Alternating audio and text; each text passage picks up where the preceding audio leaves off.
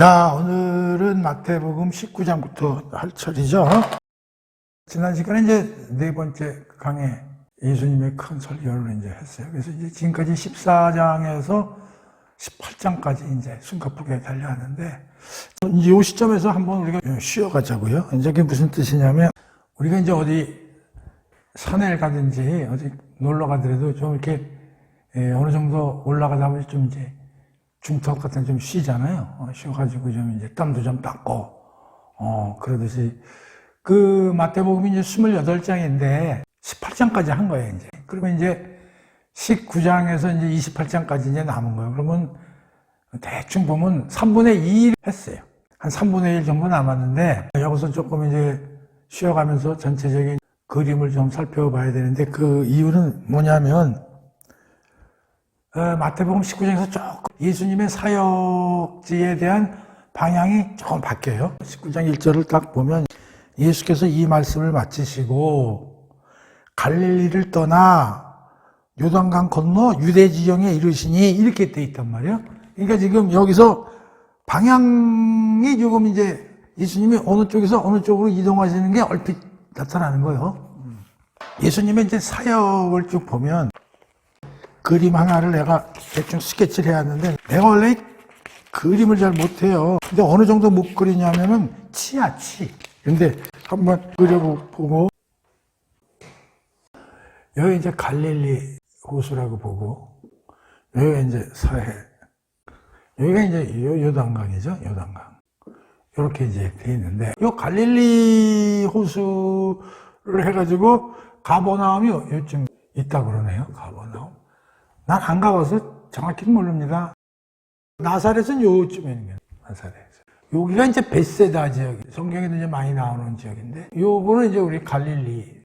갈릴리는 꽤 좀 넓은 지역이죠. 갈릴리 지역이라고 그러고. 이렇게 이제 내려오면 이제 요 밑에가 이제 사마리아. 요게 이제 그림산이 여기쯤 있다고 그러네. 그래서 쭉 내려오면 여기가 이제 유대 지역인 거죠. 그래서 이제 쭉 내려와가지고 이제 요단강 거쳐서 사마리아 지역 이렇게 쭉 해서 이제 여기서 이렇게 이제 건너오면 여기가 이제 여리고 지역이라. 그 다음에 이제 여기서 쭉 오면 여기가 이제 예루살렘. 그래서 이제 이쪽을 베레아 지역이라고 부르고, 이쪽으로 이제 데가볼리. 이쪽으로 쭉 올라가면 가이사라 필리포. 그 이제 쭉 올라가면 이제 이쪽에 이제 두로. 이렇게 돼 있는 거예요. 이제 갈릴리. 사마리아. 그러니까 예수님은 태어나긴 베들레헴에서 태어났지만은 이제 나사렛에서 이제 어렸을 때 살고 이제 가버나움 이쪽을 중심으로 해서 이제 사역을 했잖아요. 근데 지금 19장 1절에 무슨 말이 나오냐면은 갈릴리를 떠나 요단강 건너 어느 지역으로 이르렀대요?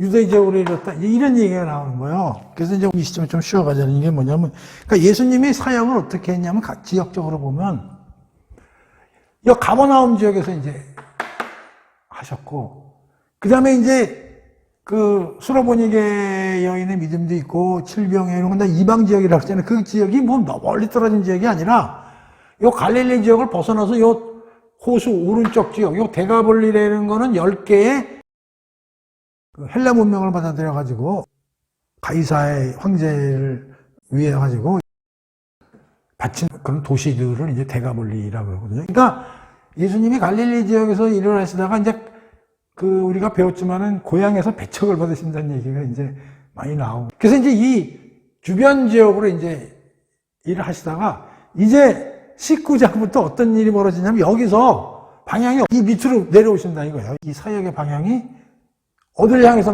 나가고 있는데요? 예루살렘을 향해서 쭉. 근데 예루살렘은 여기서 그냥 한 방에 못 가시니까 여기 쭉 일로 가는 여정이 있을 거 아니에요.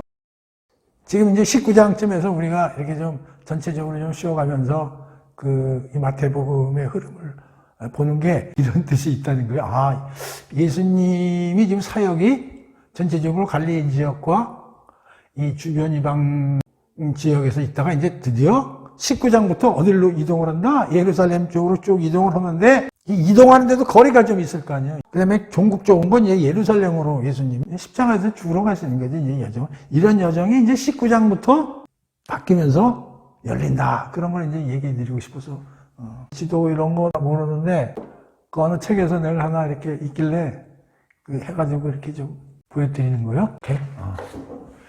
그래서 내가 이제 심심해가지고 이런 걸 하나 또 한번 해봤어. 지금 우리가 마태복음 공부를 하고 있는데, 자, 마태복음을 내가 이제 찾아보니까 지금 우리 19장 하는 거 아니에요? 19장에서 20장까지는 이제 어떤 얘기가 있냐면은, 아까 갈릴리 지역에서 쭉 예루살렘으로 내려가는 그 과정에 있는 때 일어난 일들이 19장, 20장이에요. 그리고 예루살렘에 이제 들어갔을 거 아니야. 그게 이제 21장부터 얘기가 나오는 거예요. 그러니까 마태복음은 28장까지인데 19장에서 20장까지는 쭉 이제 내려갈 때 이야기고 예루살렘에 입성해서부터 얘기가 21장에서 28장까지다 이런 얘기예요. 마가복음을 뒤져보니까 10장이 내려갈 때 이야기가 한 장밖에 안 씌어있어. 그러고 나서 11장부터 마가복음은 16장까지밖에 이제 안 돼 있는데 11장에서 16장까지가 예루살렘에서 이제 일어난 일들로 적혀져 있는 거예요. 누가복음은 9장 51절에서 19장 21절까지가 쭉 이제 가는 쪽에서 일어난 일들을 이제 기록해 놨고 19장 28절에서 24장까지는 예루살렘에서 일어난 일들이 적혀 있어요. 근데 요한복음은 좀 색다른 게 다른 세 개의 복음은 갈릴리에서 일하고 쭉 여정으로 가져가서 예루살렘에 일했어요. 이렇게 구분이 되는데 그 요한복음은 예루살렘 올라갔다는 얘기가 여러 번 나와요. 그러니까 이게 언제 예루살렘으로 입성하셨는지는 사실 정확치는 않아. 그러니까 계속 들어가셨다 나오셨다 그러니까 여러 번 올라가신 걸로 이렇게 요한복음은 이제 기록이 되어 있는데 어쨌든 마지막으로 올라가신 게 이제 12장 12절부터 요 21장까지가 마지막 예루살렘에서 이제 일어난 일을 기록한 거예요. 내가 이걸 이제 뽑아본 거예요. 뭘 것 같아요? 쭉 보면 쉽게 잡아내기 어렵죠? 근데 이제 보통 우리가 이거 복음서를 예수님의 일대기라고 그러면 뭐 예수님의 자서전이라든가 예수님의 일대기라고 하는 거 왜 복음서라고 그랬는가? 그 이유는 복음서의 많은 부분이 예수님 33살까지 사신 거에 대한 과정을 평균적으로 이렇게 서술해 놓은 게 아니고 어느 한 군데 집중적으로 서술이 돼 있다고. 그게 어딜 것 같아요? 그렇죠. 예루살렘에서 일어난 일이 많이 들어가 있다고. 예루살렘이라고 내가 써놨잖아요. 내가 계산까지 해봤어요. 계산해가지고. 그랬더니 이게 28.5%가 나와. 그러니까 마태복음에서는 예루살렘에서의 기록이 거의 30%를 차지하고 있다는 거예요. 오케이? 자, 마가복음에서는 37.5%야. 자, 누가복음은 20.8%야. 요한복음은 마지막 예루살렘에서 하신 거에 대한 이야기가 38%가 기록되어 있는 거예요. 그러면은 대충 보면 예루살렘에서 일어난 일들이 기록된 포션이 마태복음이 28.5이고 여기 37.5, 38 그러니까 대개 한 40, 30에서 한 40% 정도가 예루살렘에서 일어난 일이거든요. 근데 예수님이 예루살렘 들어가셔가지고 한 열흘인가 정도 계시다가 돌아가셨어요.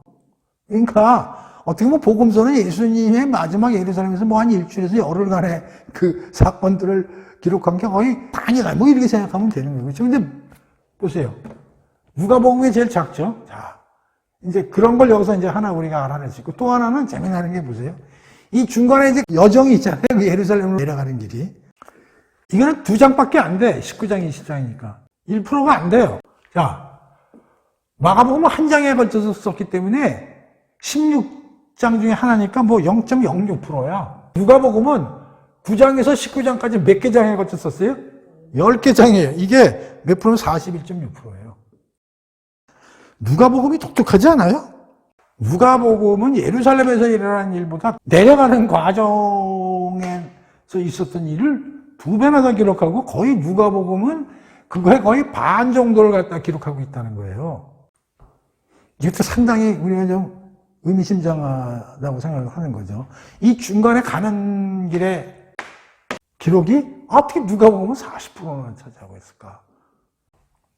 그래서 어쨌든 예루살렘에서 일어난 일들의 한 30%에서 40% 정도를 모든 복음서가 쓰고 있다 하는 걸 이제 좀 이해를 하시고, 왜냐하면 그만큼 예루살렘이 중요하다는 얘기지. 그리고 예수님이 이 세상에 오신 건 결국은 어디를 지향하고 있다는 얘기? 예루살렘 지역을 지향하고 있다는 얘기고, 예루살렘 지역을 지향하고 있다는 얘기는 결국 예수님이 죽으러 오셨다는 걸 갖다가 함축하고 있는 이야기죠. 근데 누가복음만이 희한하게 여정이 길어요. 이 여정에서는 제자들을 데려다니면서 엄청나게 교육을 시키신 거예요. 제자도 훈련. 그게 누가복음에는 엄청나게 많이 실려 있다는 거죠. 사실은 우리가 복음서를 공부하면서 누가복음을 열심히 해야 됩니다. 그래서 이제 우리도 이제 마태복음이 끝난 다음에 막바로 서신서로 들어가는 게 좋은지 사도행전을 하는 게 좋은지, 어차피 복음서를 이제 신약 성경의 스타팅이니까 공부를 했으니까, 우리 또 요한복음도 이거 했으니까 서신서가 좋다고 그러는 사람도 많지만, 그래도 역시 예수님의 발자취를 우리가 공부하는 게 중요하기 때문에 마태복음을 완전하게 그 틀을 딱 잡아놓으면, 그 다음에 마가복음하고 누가복음에서는 중복되는 것들은 축축축축 커팅하고 나가면 되니까 크게 시간이 많이 안 걸리면서 우리가 특히 누가복음의 이 여정에서 예수님이 제자들을 전부 예화와 이런 걸 가르치는 게 풍성하게 많이 들어갔기 때문에 그런 걸 우리가 캐칭할 수 있는 그런 기회가 되지 않느냐, 이제 그런 생각이 들어서. 참고로 여러분들이 이런 것까지 잘 모르실 거예요. 그래서 내가 마태, 마가, 누가, 요한복음에 그 갈릴리에서 예루살렘으로 가는 여정길과 예루살렘에서의 한 일들이 어떤 포션으로 복음서에 기록되어 있는가 하는 걸 내가 표로 보여준 거예요. 흥미롭다고 생각되실 거예요. 특히 누가복음이 굉장히 흥미로울 겁니다. 전체적으로 참고를 하시고요. 19장에서 이제 28장까지 우리가 공부를 해나가야 되거든요. 그런데 19장부터는 예수님 사역의 물줄기가 바뀝니다. 어디서 어디로 바뀌냐면 갈릴리 지방에서 예루살렘 지역으로 지역이 바뀌어요. 그래서 이제 19장부터 예수님이 이제 예루살렘으로 내려가시는 이제 그런 일들이 이제 기록되어 있는 거죠. 그 전까지는 이제 갈릴리 지역과 갈릴리 지역의 이제 주변, 이방 지역에 이제 주로 사역을 하셨는데 이렇게 되는 거예요. 이걸 살펴보면 19장에서 20장까지가 갈릴리 지역에서 예루살렘으로 가는 도중에 관한 이야기가 19장, 20장에 이제 쓰여 있는 거예요. 그 다음에 이제 20장에서부터 28장까지는 예루살렘에 입성하셔가지고 죽으시고 부활하시는 게 이제 드디어 20장에서 28장까지 이야기가 쭉 서술되어 있다. 그런 얘기예요. 그런데 이제 이것도 몇 개로 나눠보면 20장에서 22장까지로 나눠볼 수가 있고, 두 번째는 23장에서 25장까지가 무슨 얘기가 나오냐면 예수님의 5번째 설교가 쫙 펼쳐지는 거예요. 그 다음에 26장에서 28장까지는 예수님이 체포되시고 재판받고 죽으시고 이제 부활하시는 이런 내용들이 이제 26장에서 28장까지 펼쳐지는 거예요.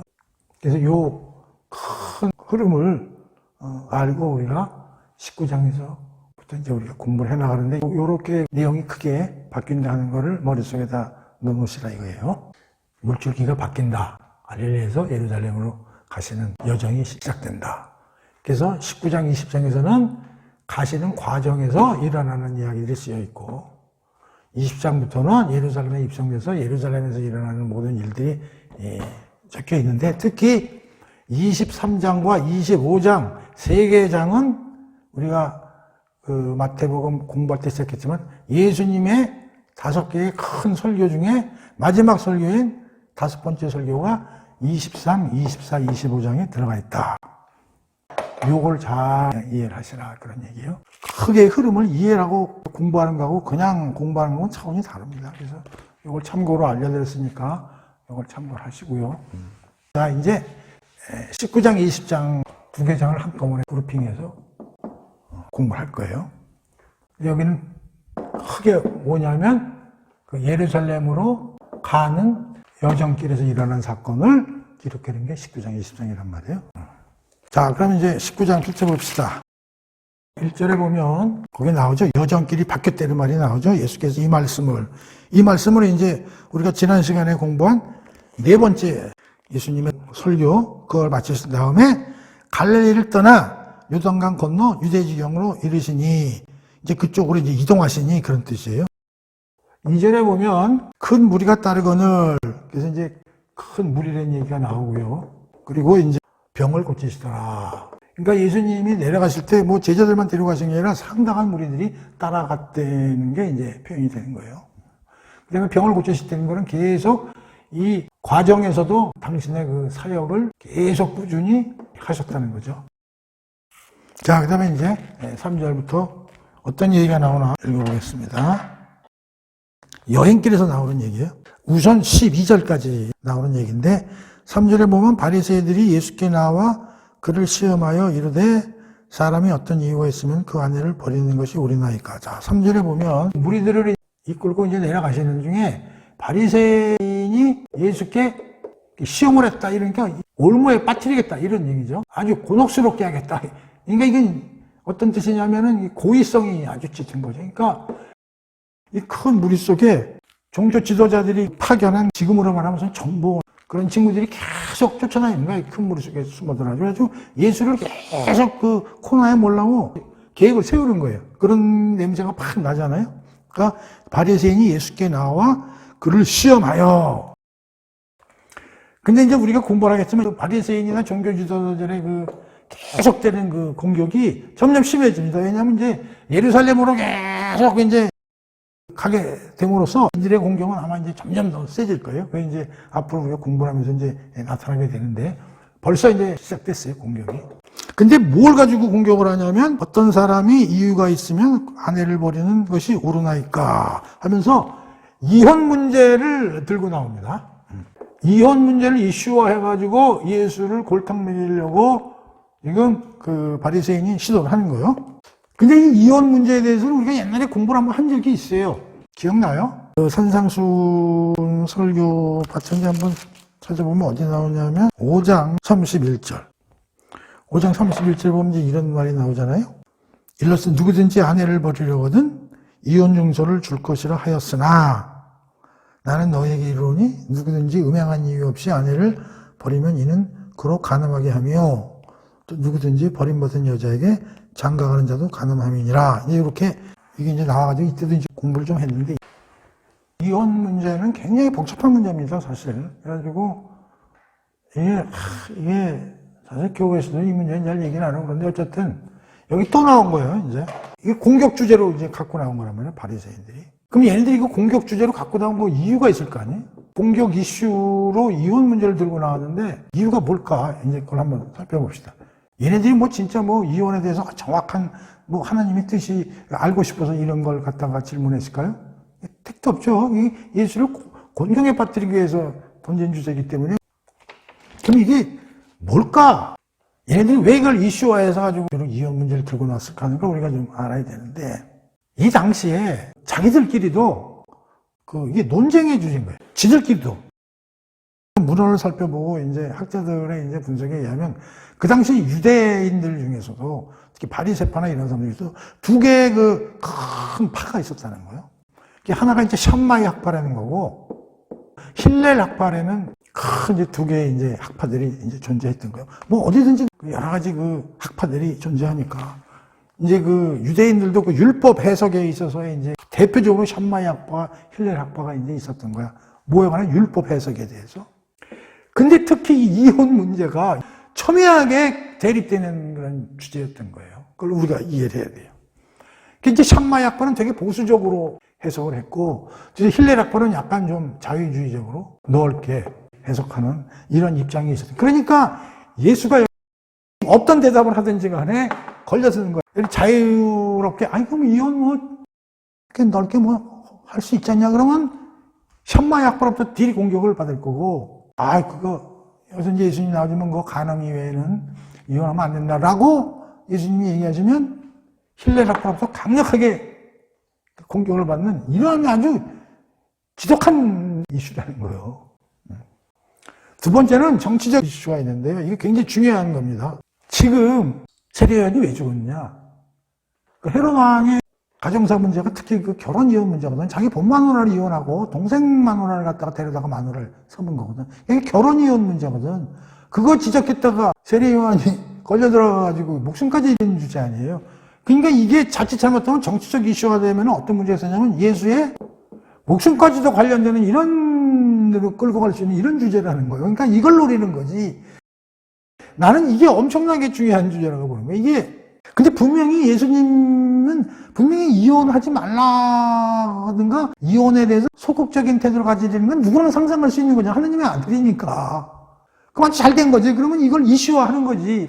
그거 봐라. 지금 이 양반이 이혼이나 이런 건 절대 하지 말아야 되고 뭐 이래가지고 크게 이제 우리로 말하면 매스컴을 동원해가지고 딜이 때리는 거지. 그럼 이 헤롯 왕까지 이제 들어가는 거죠. 그럼 뭐야? 그 세례요한하고 한패랍니다. 그러면서 듣지 않니? 세례요한도 그 왕의 그 문제 가지고 공격하지 않았습니까? 쟤는 지금 2배, 3배 더 합니다. 아니, 그러면 또 헤롯이 또 그 가만히 있을 수가 있냐고 또 잡아와라. 뭐 이런 일이 벌어지겠죠. 그러니까 이런 이유로 아주 야비한 놈들이에요. 특히 그 인간의 그 이혼, 우리가 알다시피 남녀 간의 관계라는 게 얼마나 미묘합니까? 그거를 이렇게 논쟁 주제로 이슈화해가지고 하는 건 이게 굉장히 정치적 이슈가 컸다. 난 이렇게 보는 거지. 논쟁적인 주제도 있지만. 이것도 참고로 션마약법, 뭐 신뢰학파라는 학파들이 있었다고 그래요. 션마약법은 굉장히 보수적이고 어떤 걸 가지고 보수적으로 했냐면은 여기 신명기 24장에 뭐가 적혀 있냐면 율법에 그 결혼, 이혼 이런 문제가 쓰여 있는 거예요. 이혼과 재결합에 관한 규정이 24장에 이제 기록되어 있는 거예요. 남자가 아내를 맞아 부부가 되었지만 아내에게 불미스러운 일이라고 그랬는데 그 개역 개정에는 뭐로 나와 있어요? 수치스러운. 여기 지금 쉬운 성경에는 불미스러운 일로 돼 있고 여기는 이제 수치되는 일로 돼 있단 말이에요. 그러니까 지금 24장 1절에 아내를 맞이했는데 아내에게서 수치스러운 일이 생겼단 말이에요. 그래가지고 아내하고 같이 살고 싶지 않은 이런 생각이 들 때는 이혼 종서를 써주고 집에서 내보내라 이런 규정이 있는 거예요. 그러면은 1, 무슨 일, 2, 뭐 이렇게 자기 중에 그냥 수치스러운 일이라고 되어 있으니까 뭐가 수치스러운 일이냐를 가지고 해석이 샴마약과하고 힐렐학파가 다른 거예요. 그러니까 샴마약파는 굉장히 보수적으로 얘기를 하는 거고 힐렐학파는 굉장히 너그럽게 이야기하는 거예요. 남편 입장에서 이렇게 보기 싫다, 꼴 보기 싫다 그러면 오케이. 그 수치스러운 일에 해당되는 이런 식으로 이제 얘기를 하는 거예요. 자, 그래서 이런 주제를 가지고 공격을 가해왔다 이런 얘기예요. 자, 그랬더니 예수님이 거기에 대해서 대답을 한번 하셨어요. 뭐라고 그러냐면 4절이죠. 이혼 문제에 대해서 이제 공격을 해오니까 사람을 지으신 이가 본래 그들을 남자와 여자로 지으시고 말씀하시길 그러므로 사람이 그 부모를 떠나 아내에게 합하여 그 둘이 한 몸이 될지니라 하신 것을 읽지 못하였느냐. 그런즉 이제 둘이 아니요 한 몸이니 그러므로 하나님이 짝지어 주신 것을 사람이 나누지 못할지니라. 자, 이거는 창세기 얘기를 그대로 얘기하신 게 창세기 2장 21절부터 봅시다. 21절부터. 아담을 깊게 잠들게 했죠. 그러자 하나님께서 아담의 갈비뼈를 하나 뽑아가지고 그 자리를 이제 실로 채우시고 그 갈비뼈로 여자를 만드셨다는 거죠. 그래가지고 이제 하와를 이제 데리고 오신 거지. 그랬더니 이제 아담이 이제 뼈 중에 뼈, 내 살 중에 살이라 이제 그렇게 이제 칭송을 한 거지.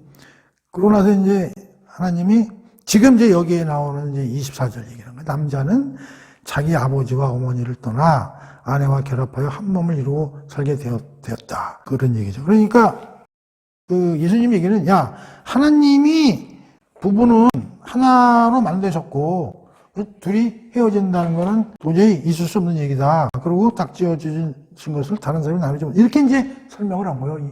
24절을 이제 예를 들어서 예수님이. 그랬더니 그걸 딱 듣더니 2차 공격을 가합니다. 누가? 바리새가. 그래요? 그러고 가만히 있어야 되는데 그렇지 않고 뭘 들고 나오냐면 모세율법이 있는데요. 모세율법에는 이혼 중서를 써가지고 이혼이 가능하도록 되는데 이건 뭡니까? 이게 2차 공격이에요. 하나님이 여기서 1차적으로 뭐라고 그랬어요? 하나님이 짝지어 주신 것을 사람이 나누지 못할지라고 딱 얘기를 했으니까 딱 바리새인이 율법의 귀신이거든. 그러니까 딱 이걸 들고 2차 공격을 하는 거예요. 그런데 하나님으로부터 율법을 받아온 모세에 의하면 신명기 24장이죠. 수치스러운 일이 있으면 이혼을 써줄 수 있지 않습니까? 라고 재차 공격한 거예요. 2차 공격을 가한 거죠. 그때 이제 예수님이 뭐라 그러냐면 모세가 너희 마음의 완악함 때문에 아내 버림을 허락하였거니와 본래는 그렇지 아니하니라. 내가 너희에게 말하노니 누구든지 음행한 이후 에는 아내를 버리고 다른 데 장가 드는 자는 간음함이더라. 자, 근데 그 예수님이 여기에 대해서 어떻게 응답을 하세요? 그 바리새인의 공격에 대해서. 근데 율법이 맞다. 모세가 이렇게 얘기를 했는데 그 이유는 뭐냐? 너희가 뭐라고 그래요? 완악. 이게 무슨 말이야? 너희의 완악함 때문에 모세가 허락한 거다. 이렇게 얘기를 한단 말이에요. 모세가 이걸 하고 싶어서 한 일이 아니라는 거예요. 그럼 모세가 하나님의 뜻을 모르는 게 아니라는 거예요. 그게 뭐냐면 원래대로 인간이 살아야 되는데 현실적으로 보니까 지금 세상에서는 이혼이 다수 발생하고 있는 거예요. 이게 현실이고 모세가 모세 시절에 보니까 모세 당시 상황이 유대인들이 이러고 사는 거예요. 계속 이혼 소송서 써주고 뭐 그냥 여자들 에다 팽기고 말이죠. 어떤 짓까지 했냐면요. 이혼 증서를 나뭇잎에다 써줬대요. 나뭇잎에다가. 그러니까 이혼 증서가 없고 다른 데 시집을 가면 그냥 간음행위거든요. 그러니까 이혼 증서나만 있으면은 그래도 새로운 살림을 차릴 수 있는 거야. 이게 법적으로 시집갈 수 있는 증서라고 이게 재혼할 수 있는.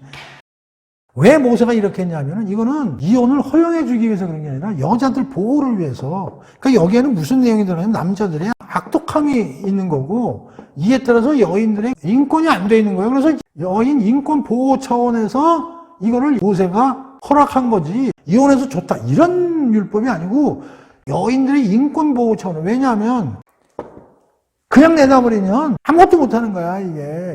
요새하고 달라가지고 이 당시에 여인들은 나가서 생활이 안 되거든요. 사회적으로 보장도 안 돼 있고 특히 일자리가 없는 거란 말이에요. 그 죽는 거랑 마찬가지거든. 남자들이 벌어서 매겨 살려야 되는데 남자가 버렸으니까. 그래서 새로운 삶을 찾아주기 위해서 모세가 다시 말하면 임시조치법이다.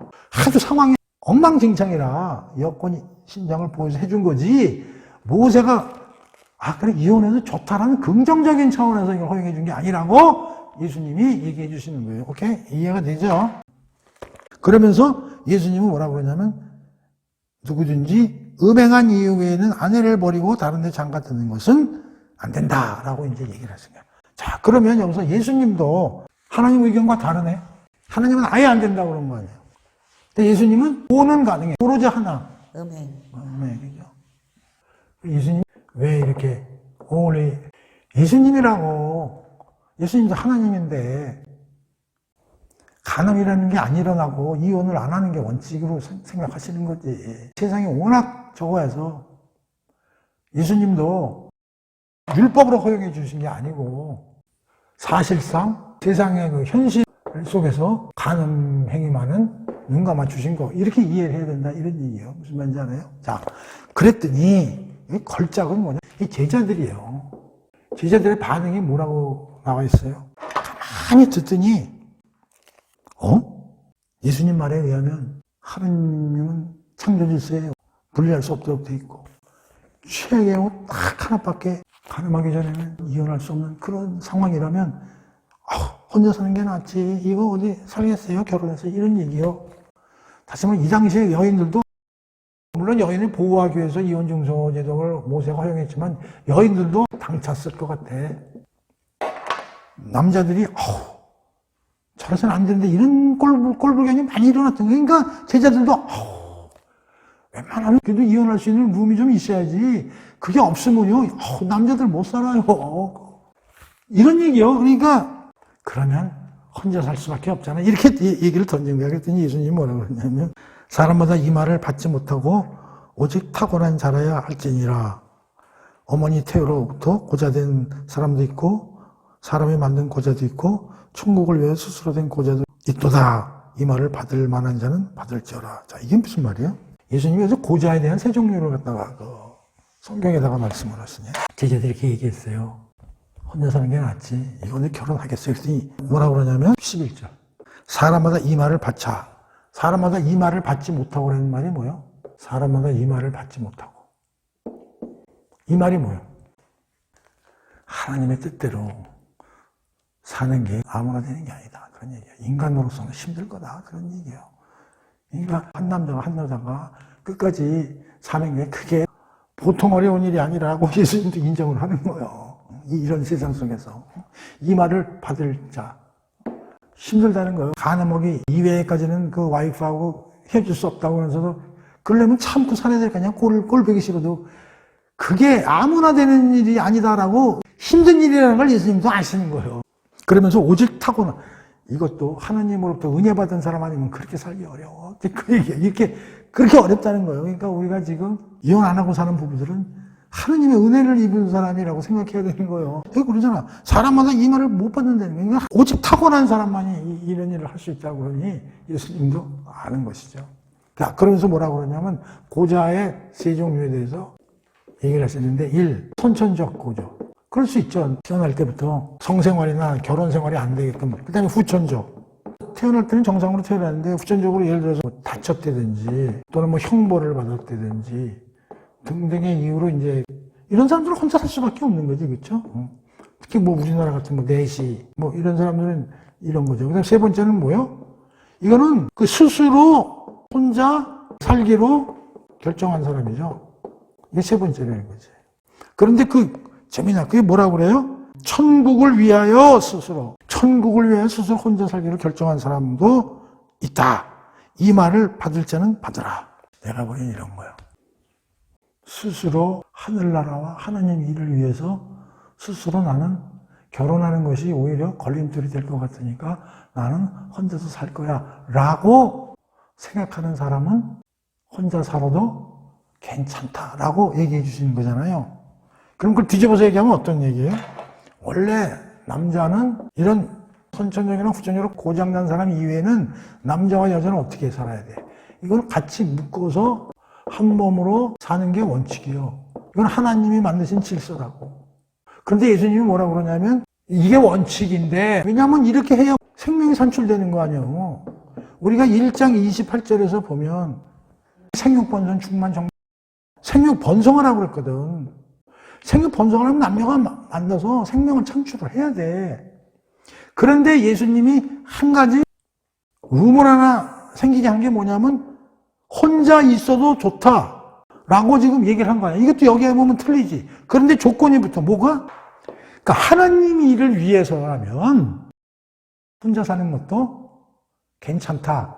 그래서 이 말대로 살 수 있는 사람, 그러니까 이 말을 받으는 건 이 말대로 살 수 있는 사람은 그렇게 해도 좋다라는 걸 얘기한 거예요. 여기에 해당하는 사람이 누구요? 여기에 해당하는 사람은 예수님하고 또 하나 있어. 바울, 우리가 할 때. 그러면 예수님은 천국을 위해서 자기는 뭘 하겠다는 거야? 고자. 삼복음서에 이게 다 있어요. 이혼 얘기는 다 들어가 있더라고. 내가 볼 때 앞에서 나온 산상수훈에서 나온 이혼 문제는 율법에 대한 해석 문제로 봐도 된다는 거예요. 그러니까 율법을 니네 마음대로 풀지 말라는 거지. 그러니까 율법을 해석할 때는 하나님이 주신 그 뜻과 정신에 따라서 그 율법을 받아들여야지. 그런 뜻이 있는 거고, 지금 이 마태복음이 뒤에서 나왔을 때 이혼 문제는 이걸 넘어선 문제라고 봐야 돼. 이걸 넘어서는 뜻이 있다고. 비록 예수님은 지금 이제 우리가 쭉 공부를 하겠지만은 바리새인이냐 누가 공격을 하더라도 그거 그냥 맞대응하는 것만 끝나지 않고 걔네들이 공격을 가해오는 주제를 통해서 예수님은 하나님 나라가 어떤 것이고 내가 누군가를 밝히는 대로 기가 막히게 뒤집어서 활용을 하시거든. 그러니까 이 얘기는 이혼 문제에 대해서 니들이 잘못 알고 있는 걸 갖다 깨우쳐주는 면도 있지만 또 하나는 뭔가 더 큰 상징적인 걸 얘기해 있는 거예요. 그게 뭐냐면 천국을 위해서 내가, 바울은 이제 뒤에 얘기고, 천국을 위해서 내가 독신으로 있는 거라는 얘기를 여기서 내포하고 있다 이런 얘기지. 야, 예수님도 결혼해야지. 인간을 채우려면 당연히 해. 그러나 당신이 남아있는 거예요. 천국 일을 위해서, 하나님 나라를 일을 위해서. 여기서 조금 더 나가야 돼. 그래서 나는 이렇게 생각하는 거예요. 19장 12절 해석을 굉장히 깊이 있게 해석해야 된다. 다시 말하면 여기서 뭐냐면 천국을 위해서 나는 독신을 유지하고 있다라는 걸로 우리가 이해를 해야 돼요. 그러면 천국을 위하는 길이 뭐냐? 이거를 바울이 나중에 서신서를 통해서 이거에 대한 깊이 있는 걸로 서술을 했어요. 자, 로마서 7장 3절 4절, 에베소서 5장 22절. 자, 에베소서 5장 22절부터 한번 찾아볼게요. 자, 아내들이여 자기 남편에게 복종하기를 주님께 하도록 해라. 이는 남편이 아내의 머리됨이 그리스도께서 교회의 머리된 같음이니 그가 바로 몸의 구주시니라. 그러므로 교회가 그리스도에게 하듯 아내들도 범사에 자기 남편에게 복종할지니라. 남편들은 아내 사랑하기를 그리스도께서 교회를 사랑하시고 그 교회를 위하여 자신을 주신 같이 하라. 자, 지금 에베소서에서는 부부관계를 뭐로 비교한 거예요? 교회와 성도. 지금 에베소서에서 바울이 뭐라고 그러냐면 교회는 성도들의 공동체죠. 그리스도는 교회에 뭐예요? 머리이면서 동시에 뭐예요? 지금 부부관계예요. 부부관계라는 거죠. 그리스도는 뭐예요? 남편이고요. 성도들은 뭐예요? 이건 뭘 뜻해요? 창조 질서 원칙에 의하면요. 그리스도와 교회는 하나고요. 헤어질 수 있어요? 없어요? 헤어질 수 없죠. 그리고 창조 질서에는 그 아내는 뭘로 만들었어요? 남자의 갈비뼈로 만들었죠. 그럼 이게 남남이에요? 자기 분신이에요? 분신. 그러니까 예수님은 지금 뭘 얘기하냐면 내가 독신으로 있는 거는 하느님 나라를 위해서 있는 건데 나는 하나님 나라를 만들고 하나님 백성을 만들기 위해서 내가 온 사람이야. 그래서 나는 누구와 결혼할 수밖에 없는 사람이냐면 성도들과 예수님은 결혼할 수밖에 없는 거고 그럼 내가 성도들과의 관계는 끊을 수 없는 관계예요. 하나요. 분신이다. 그런 얘기예요. 이게 엄청난 얘기를 지금 하고 있는 거예요. 그 다음에 로마서 7장 3절에서 4절 이것도 굉장히 어려운 구절인데 한번 봅시다. 7장 1절부터 한번 읽어볼게요. 형제들아 내가 법 아는 자들에게 말하노니 너희는 법이 사람이 살 동안만 그를 주관하는 줄 알지 못하느냐. 남편 있는 여인이 그 남편 생전에는 법으로 그에게 매인바 되나 만일 그 남편이 죽으면 남편의 법에서 벗어나느니라. 자, 한 여자가 있는데 남편하고 사는데 남편이 살아있는 한은 어디 다른 데 가서 다른 남자하고 살면 뭐 간음죄되는 거지. 근데 남편이 죽었어. 그게 뭐냐면 법이 살아있을 때는 그 법에 의해서 따라야 되지만 법이 없어지거나 남편을 법에라고 하면 남편이 없어졌으면 그때는 자유롭게 다른 남자하고 생활할 수 있지 않겠냐 그런 얘기야. 그래서 뭐라 그러냐면 근데 내 형제들아 너희가 그리스도의 몸으로 말미암아 율법에 여자 입장에서 남편을 율법으로 비유한 거야. 그러니까 남편이 살아있다는 건 그 율법 아래에 있는 거거든. 그러니까 이건 움직일 거리가 없는 거야. 근데 남편이 죽었으면 율법으로부터 벗어났으니까 무슨 몸이 된 거야? 자유의 몸이 됐으니까 자유롭게 생활할 수 있다 이런 얘기죠. 자, 그런데 지금 유대인들은 율법하에 있어가지고 율법을 그냥 지키느라고 그냥 힘들어하고 있었던 거야. 그런데 여기 뭐라고 되어 있어? 너희들이 그리스도의 십자가의 보혈로 말미암아 율법에서 벗어났다는 거예요. 이제 성령 안에서 우리는 살기 때문에 이게 옛 언약이죠. 옛 언약에서 살 때는 율법의 지배를 받지만 이제 옛 언약은 끝났고 그리스도와 성령 하나님에 의한 새로운 언약 속에서 살기 때문에 율법에 대해서 죽은 몸이기 때문에 우리는 자유로운 몸이 됐다는 거예요. 그래서 누구한테 시집가도 된다는 거예요. 율법과 사탄이 아니라 그리스도에게 그 그리스도를 새로운 남자로 표현한 거 잡아. 내 형제들이 너희도 그리스도의 몸으로 말미암아 율법에 대해 죽임을 당하였나니 이는 곧 죽은 자 가운데서 다시 살아났으니 예수에게 가서 우리가 하나님의 열매를 맺게 하려 함이라. 바울이 그 서신서에 쓴 걸 종합적으로 얘기하면 나는 천국을 위해서 나는 여기서 고자는 뭐 생적으로 불구가 아니라 자진해서 독신 생활을 하겠다 그런 얘기잖아. 그럼 예수님은 왜냐면 내가 모든 율법을 파괴하고 모든 사탄의 산하에 있는 인간들을 자유롭게 해서 그들을 나의 뭘로 맞이하겠다는 거예요? 신부로 맞이하겠다. 그래서 내가 신랑이 돼서 그들과 한 몸이 되고 나의 분신으로 생각하고 절대 떨어질 수 없는 그런 일을 하기 위해서 내가 왔다는 걸 표현하는 것이 19장 12절이다 이런 얘기. 엄청나게 어마어마한 규절이에요. 그래서 그 이혼 문제에 대해서 그 바리새인의 공격에 대해서 예수님이 이렇게 대처를 하셨다.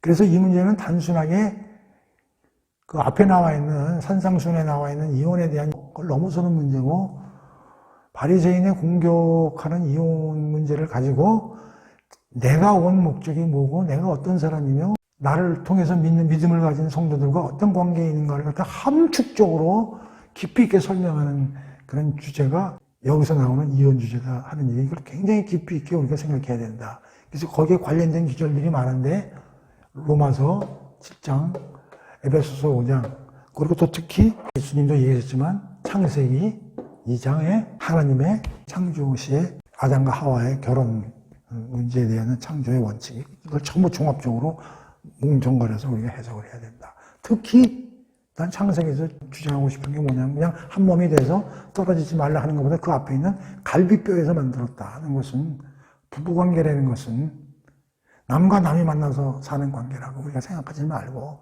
근데 분신이다, 나다, 꼬라지가 보기 싫어도 나다라고 생각해야 된다 하는 게 굉장히 중요한 포인트가 아닌가 그렇게 생각을 해서 19장 1절에서 12절까지 특히 바리새인들의 이혼의 주제를 가지고 예수님을 공격하는 공부를 했어요. 그래서 오늘 여기로 공부를 끝내고 다음 시간에는 또 13절부터 공부를 하도록 하겠습니다.